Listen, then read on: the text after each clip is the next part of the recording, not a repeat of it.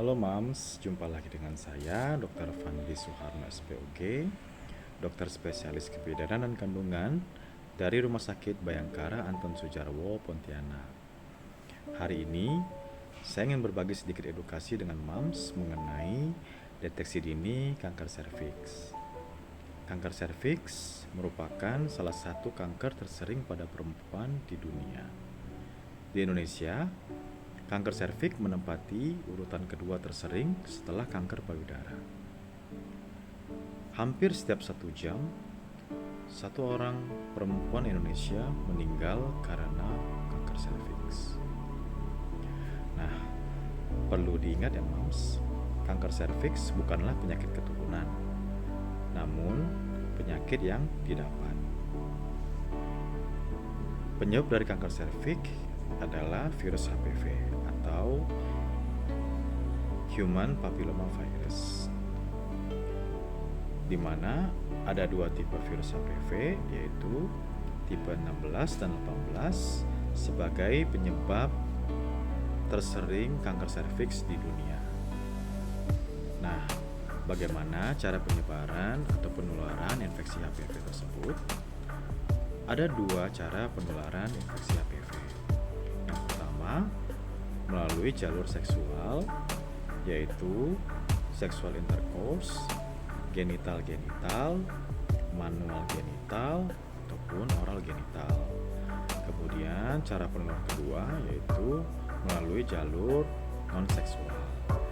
Bisa secara ekstragenital, yaitu melalui benda-benda mati yang terkontaminasi virus HPV seperti garmen, sarung tangan bedah, ataupun instrumen-instrumen bedah lainnya.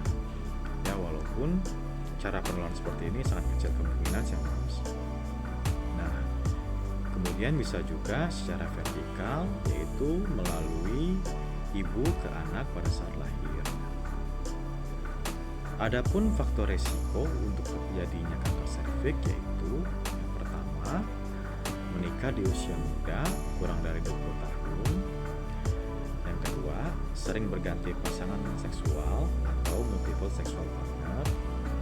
Yang ketiga, bisa melalui infeksi menular seksual. Yang keempat, melahirkan banyak anak. Yang kelima, merokok. Yang keenam, defisiensi vitamin A, C, ataupun E. Nah, bagaimana untuk gejala-gejala kanker serviks itu sendiri? Gejala yang pertama, biasanya pada perempuan akan mengalami keputihan bercampur darah dan berbau khas. Gejala yang kedua, adanya perdarahan bervaginam saat bersenggama. Yang ketiga, adanya perdarahan bervaginam saat siklus haid selesai. Dan yang terakhir, ada yang gejala nyeri pangkal. Nah, penting untuk diingat ya Mas, pada kanker serviks tahap ini itu seringkali tidak ada gejala. Jadi, lakukanlah screening serviks tanpa perlu menunggu adanya gejala. Nah, bagaimana pencegahan terhadap kanker serviks? Untuk pencegahan kanker serviks itu ada 3 ya Mams. Yang pertama, pencegahan primer. Di sini tujuannya adalah untuk mencegah terpapar infeksi virus HPV. Upaya yang dilakukan bisa dengan promosi, edukasi seperti yang saat ini sedang saya lakukan, ataupun dengan vaksinasi. Untuk vaksin HPV sendiri saat ini sudah banyak beredar di rumah sakit ataupun klinik-klinik di Indonesia ya Mams. Untuk tipe vaksinnya sendiri saat ini sudah ada 3 tipe. Yang pertama bivalen, kemudian quadrivalen, dan yang terbaru adalah nanovalen. Berdasarkan rekomendasi HOGI, vaksin HPV ini bisa diberikan pada perempuan mulai dari usia 10 sampai dengan 55 tahun.